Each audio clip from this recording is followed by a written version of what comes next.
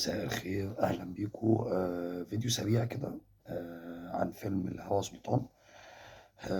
في الحقيقة النهاردة أنا شفت الفيلم وعايز أطلع أقول عنه كلمتين كده في السريع. يعني هو الفيلم عموما أكتر حاجة عجبتني فيه إنه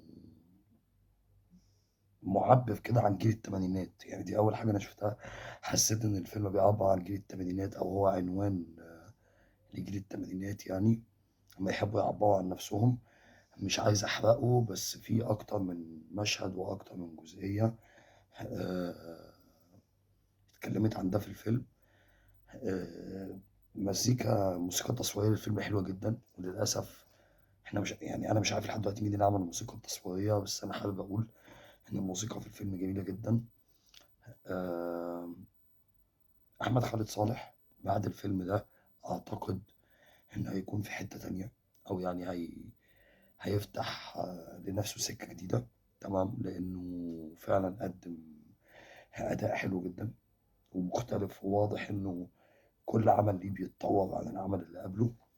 إيه تاني من الحاجات اللي شدتني في الفيلم؟ إنه الموسيقى، التعبير عن جيل معين بأفكاره وكلامه. آه، حسيت شوية إنه شبه مسلسل سبع جار.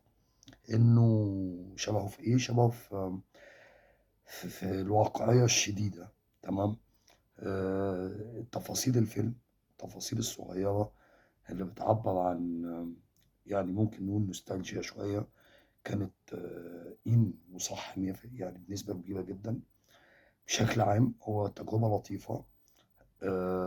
فيلم خفيف لطيف، بس مش بالتوقعات اللي الواحد قراها على السوشيال ميديا يعني. بس عموما هو فيلم ما تتضايقش وانت بتشوفه.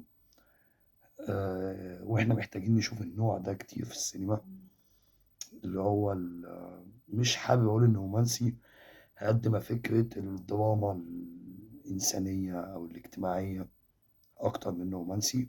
وبس يعني أنا روحوا شوفوا الفيلم، يعني أنا أرشح الفيلم الناس تشوفه.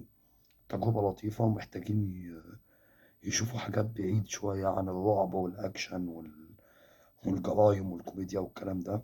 وبس.